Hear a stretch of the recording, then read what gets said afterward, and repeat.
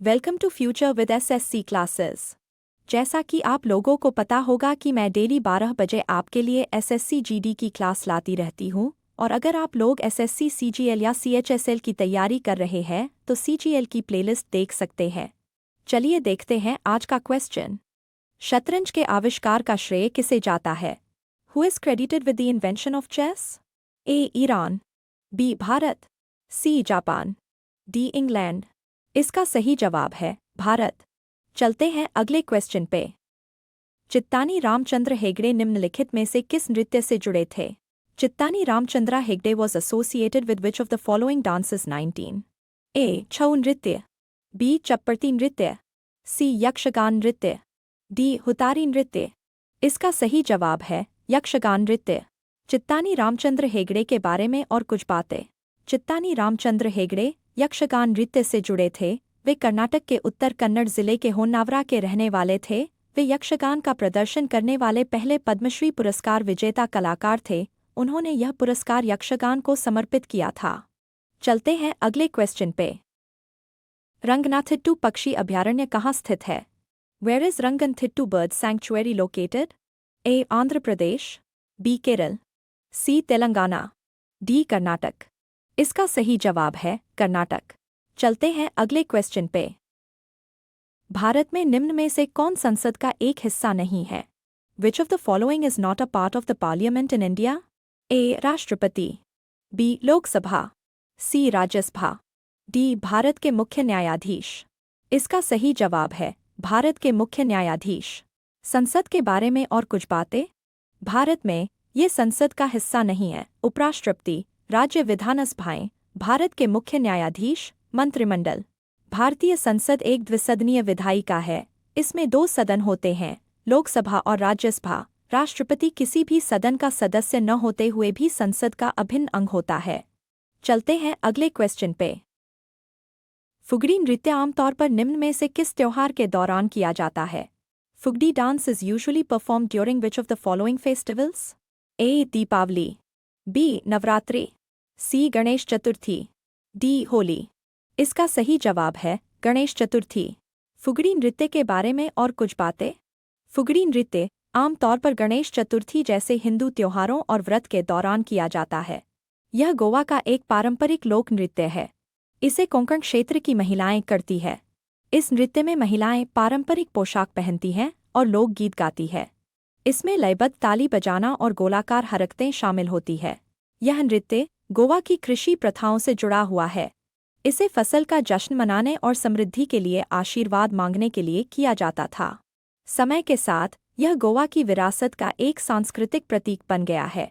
धनगर, चरवाहा समुदाय, महिलाओं के बीच फुगड़ी की एक विशिष्ट शैली पाई जाती है। चलते हैं अगले क्वेश्चन पे। भारत की पहली पंचवर्षीय योजना की लक्ष्य वृद्धि दर क्या थी? What was the target growth rate of India's first 5-year plan? A 1.1%, B 4.1%, C 2.1%, D 3.1%। इसका सही जवाब है 2.1%। पंचवर्षीय योजना के बारे में और कुछ बातें। प्रथम पंचवर्षीय योजना की सफलता। जब योजना का लक्ष्य केवल 2.1% जीडीपी की वृद्धि हासिल करना था, तो विकास दर 3.6% तक पहुंच गई, जिससे भारत में एक ऐसा विशाल आर्थिक विकास हुआ जो कई वर्षों से नहीं देखा गया था। चलते हैं अगले क्वेश्चन पे।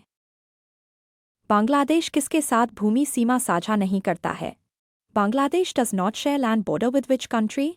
ए Mizoram, B Meghalaya, C Nagaland, D Tripura. इसका सही जवाब है नागालैंड।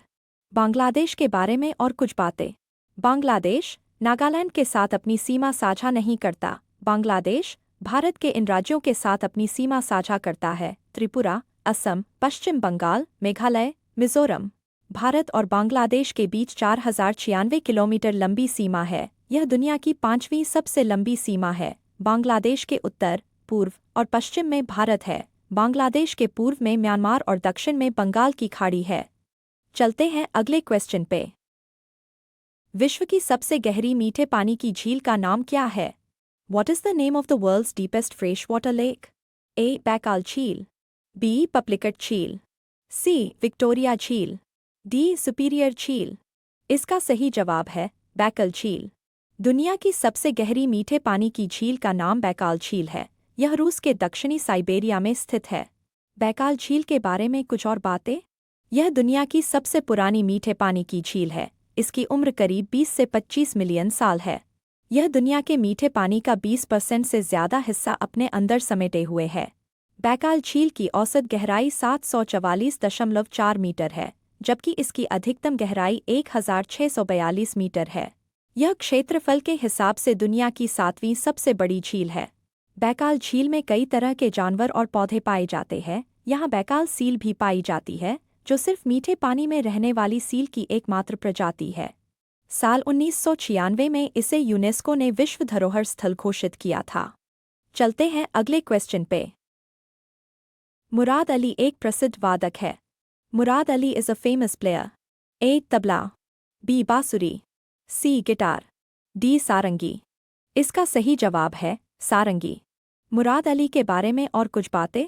मुराद अली एक प्रसिद्ध सारंगी वादक है। वे मुरादाबाद घराने के छठी पीढ़ी के सारंगी वादक है। मुराद अली के दादा उस्ताद सिद्दीकी अहमद खान और पिता उस्ताद गुलाम साबिर खान भी प्रसिद्ध सारंगी वादक थे। मुराद अली को युवाओं के अग्रणी सारंगी वादकों में से एक माना जाता है। चलते हैं अगले क्वेश्चन पे। सत्रिया किस राज्य का शास्त्रीय और लोक नृत्य है? Sattriya is a classical and folk dance of which state? A Assam, B Odisha, C Manipur, D Tripura. इसका सही जवाब है असम। सत्रिया शास्त्रीय लोक नृत्य के बारे में और कुछ बातें। सत्रिया भारत के असम राज्य का शास्त्रीय नृत्य है। यह नृत्य नाटक शैली है जिसमें हाथों के इशारों और चेहरे के भावों के जरिए पौराणिक और धार्मिक कहानियां बताई जाती है। सत्रिया नृत्य को कई नामों से जाना जाता है, जैसे कि नाडू भंगी, झुमुरा नाच, चाली नच, बिहार नच, सूत्रधारी, गोसाई प्रवेश, गोपी प्रवेश और ओजापाली नाच। सत्रिया नृत्य को साल 2000 में संगीत नाटक अकादमी ने शास्त्रीय नृत्य का दर्जा दिया था। सत्रिया नृत्य प्रदर्शन मुख्य रूप से कृष्ण और राधा या राम और सीता की कहानियों पर आधारित होते हैं। चलते हैं अगले क्वेश्चन पे। संगफाओ आदिवासी नृत्य निम्नलिखित में से किस राज्य में किया जाता है? Sangphao tribal dance is performed in which of the following states? A Gujarat, B Rajasthan, C Paschim Bengal, D Nagaland. इसका सही जवाब है नागालैंड। संगफाओ आदिवासी नृत्य नागालैंड के मूल निवासी नागाओं द्वारा किया जाने वाला एक पारंपरिक नृत्य है। यह नृत्य त्योहारों और खास मौकों पर किया जाता है। संगफाओ नृत्य की खासियतें। यह नृत्य अपनी ऊर्जावान और जीवंत गतिविधियों के लिए जाना जाता है। इसमें लॉग ड्रम, बांस, बांसुरी और गोंग जैसे वाद्य यंत्रों पर बजाया जाने वाला पारंपरिक संगीत शामिल है। चलते हैं अगले क्वेश्चन पे। राष्ट्रपति ने कुल कितने लोगों को पद्म भूषण अवार्ड वर्ष 2024 दिए? To how many people did the president give Padma Bhushan award year 2024? A 7, B 9, C 17, D 20। इसका सही जवाब है 17। साल 2024 में राष्ट्रपति ने 17 लोगों को पद्म भूषण से सम्मानित किया था। यंग लियू, व्यापार और उद्योग, अश्विन बालचंद मेहता, चिकित्सा, सत्यव्रत मुखर्जी, मरणोपरांत, सार्वजनिक मामले, राम नाइक, सार्वजनिक मामले। इसके अलावा साल 2024 में 5 लोगों को पद्म विभूषण और 110 लोगों को पद्मश्री से सम्मानित किया गया था। कुल मिलाकर राष्ट्रपति ने साल 2024 में 132 लोगों को पद्म पुरस्कार से सम्मानित किया था। चलते हैं अगले क्वेश्चन पे। ब्राज़ील की मुद्रा का नाम क्या है? What is the name of the currency of Brazil? A. ब्राज़ीलियाई रिंगिट, बी. ब्राज़ीलियाई रियल, सी. ब्राज़ीलियाई रैंड, डी. ब्राज़ीलियाई पेसो। इसका सही जवाब है ब्राज़ीलियन रियल। ब्राज़ीलियन रियल के बारे में और कुछ बातें। ब्राज़ील की मुद्रा का नाम ब्राज़ीलियन रियल है। इसका मुद्रा चिन्ह आ डॉलर है और ISO कोड BRL है। ब्राज़ील में किसी भी तरह के लेनदेन के लिए ब्राज़ीलियन रियल ही स्वीकार्य एकमात्र मुद्रा है। 100 सेंटावों में एक ब्राज़ीलियन रियल होता है। चलते हैं अगले क्वेश्चन पे। हर्ष ने किस विश्वविद्यालय को विशेष संरक्षण प्रदान किया? Which university did Harsha provide special patronage to? A. Vikramshila, B. Takshashila, C. Magadh, D. Nalanda. इसका सही जवाब है नालंदा। हर्षवर्धन ने नालंदा विश्वविद्यालय को विशेष संरक्षण दिया था। हर्षवर्धन एक विद्वान थे और उन्होंने शिक्षा और साहित्य को बढ़ावा दिया। उन्होंने नालंदा विश्वविद्यालय को अपने कोष से सहायता दी। हर्षवर्धन के शासनकाल में नालंदा विश्वविद्यालय अपने चरम पर था। हर्षवर्धन ने बौद्ध धर्म को राज्याश्रय दिया था और इसका प्रचार प्रसार किया था। नालंदा विश्वविद्यालय के बारे में कुछ और खास बातें। यह विश्वविद्यालय गुप्त साम्राज्य के समय में उच्च शिक्षा का केंद्र था। यहाँ कई सहस्त्र छात्र विद्योपार्जन करते थे। पाठ्यक्रम में वेद, बौद्ध धर्म, दर्शन, तर्कशास्त्र, शहरी नियोजन, चिकित्सा, कानून, खगोल विज्ञान आदि शामिल थे। चीनी यात्री वेनसांग ने भी नालंदा विश्वविद्यालय में अध्ययन किया था। चलते हैं अगले क्वेश्चन पे। निम्नलिखित में से कौन सा लोक नृत्य महाराष्ट्र राज्य से संबंधित है? Which of the following folk dances belongs to the state of Maharashtra? A. Lavani, B. मुनाड़ी, C. पैनका, D. छऊ।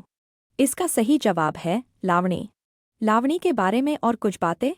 लावणी महाराष्ट्र का लोक नृत्य है। यह पारंपरिक गीत और नृत्य का मिश्रण है जिसे खास तौर पर ढोलकी की थाप पर बजाया जाता है। लावणी अपनी प्रभावी ताल के लिए जानी जाती है। इसे महिला कलाकार नौयार्ड लंबी साड़ी पहनकर करती है। गाने जल्दी टेम्पो में गाए जाते हैं।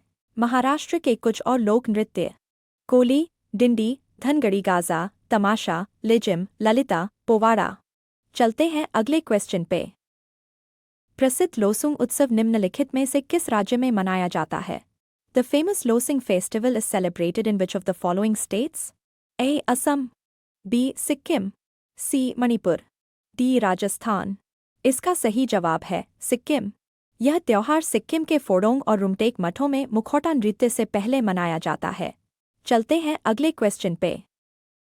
दशावतार मंदिर किस नदी के तट पर स्थित है? Dashavatara temple is situated on the bank of which river? A. Godavari, B. Narmada, C. Yamuna, D. Betwa. इसका सही जवाब है बेतवा। दशावतार मंदिर के बारे में और कुछ बातें। दशावतार मंदिर उत्तर प्रदेश के ललितपुर जिले के देवगढ़ में बेतवा नदी के किनारे बना है। यह मंदिर भगवान विष्णु को समर्पित है और 6ठी शताब्दी में बना था। इसे गुप्त काल में गुप्त शैली की वास्तुकला में बनाया गया था। यह मंदिर उत्तर भारत के शुरुआती ज्ञात मंदिरों में से एक है। मंदिर में भगवान विष्णु के 10 अवतारों को दर्शाया गया है।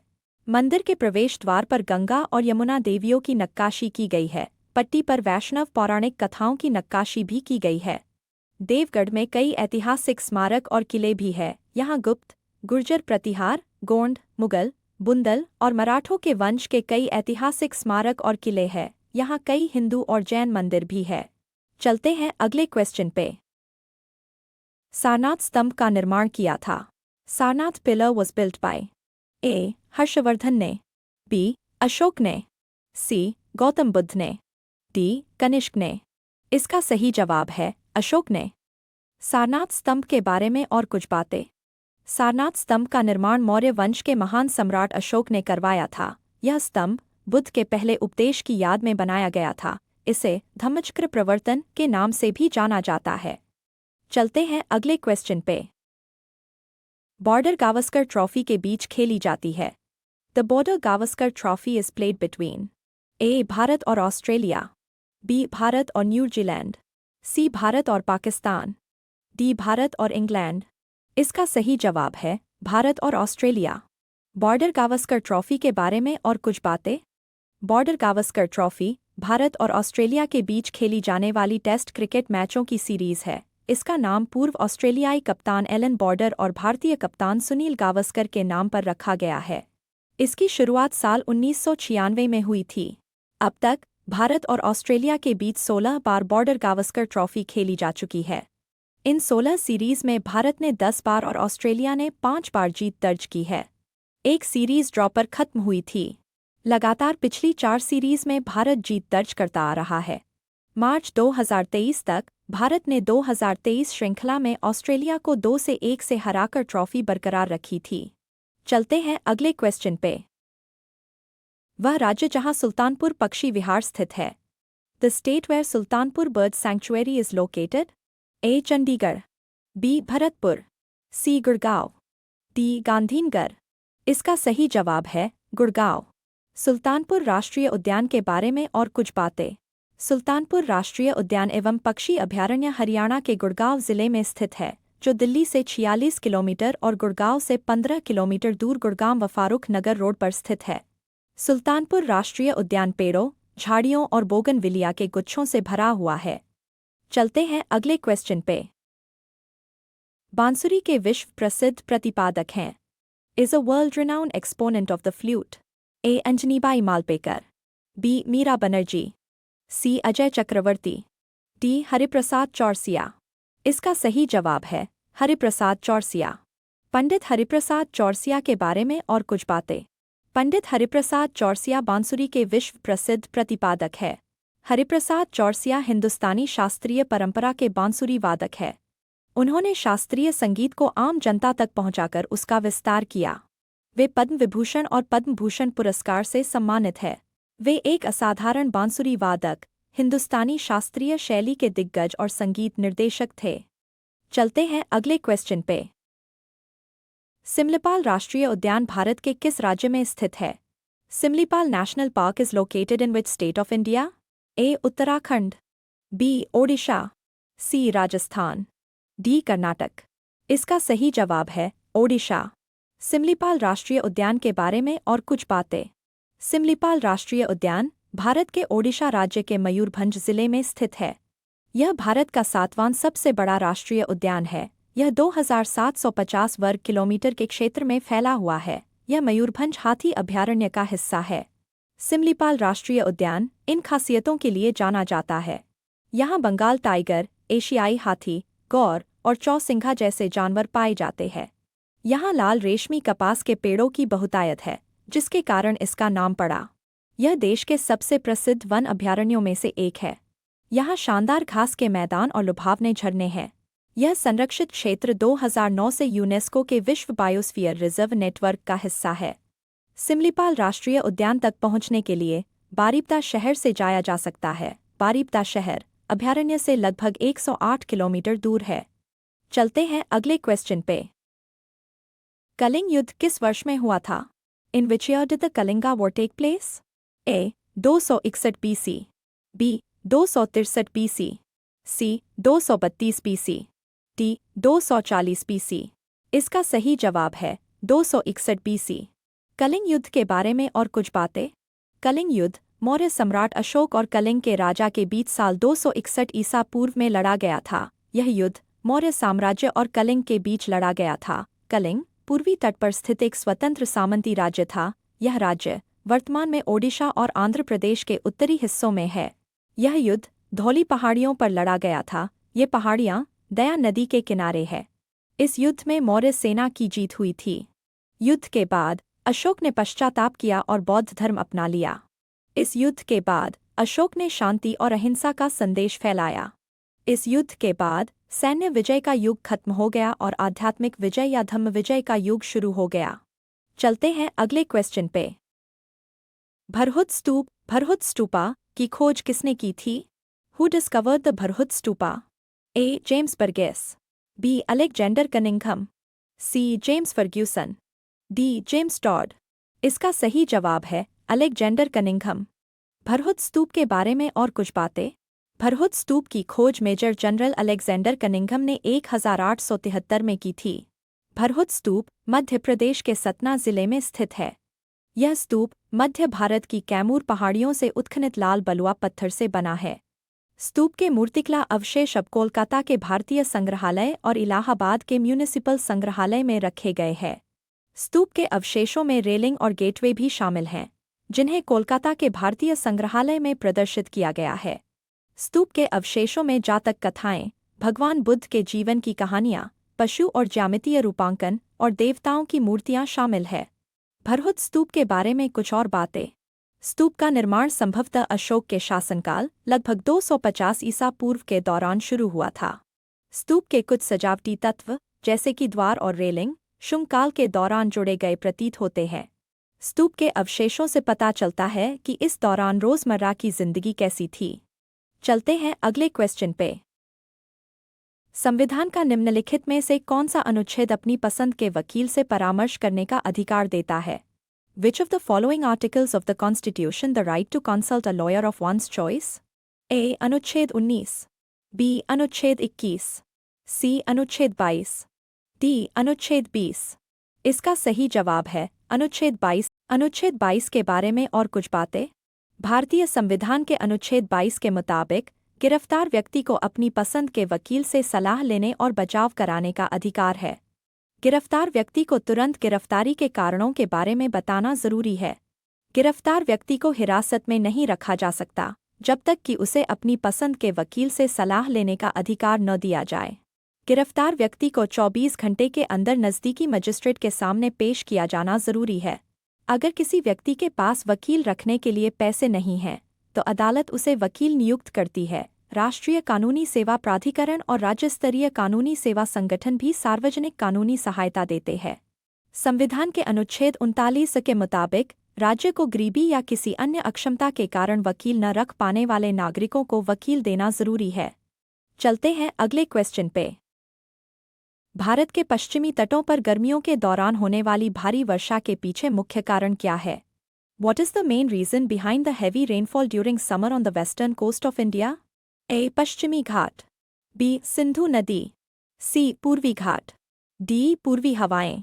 इसका सही जवाब है पश्चिमी घाट। पश्चिमी घाट के बारे में और कुछ बातें। पश्चिमी घाट की ढलानें बारिश करने वाली हवाओं को रोकती है, जिससे यहाँ भारी बारिश होती है। अरब सागर से आने वाली हवाएं पश्चिमी घाट की ढलानों पर 900 से 1200 मीटर की ऊंचाई तक उठती है और ठंडी हो जाती है। इससे पश्चिमी घाट के पवन पक्ष की ओर 250 सेंटीमीटर से 400 सेंटीमीटर तक की भारी बारिश होती है। चलते हैं अगले क्वेश्चन पे। आज के लिए इतना ही। मैं मिलूंगी न्यू वीडियो में न्यू क्वेश्चन के साथ। तब तक के लिए आप अपना तैयारी करते रहिए। Thanks for watching.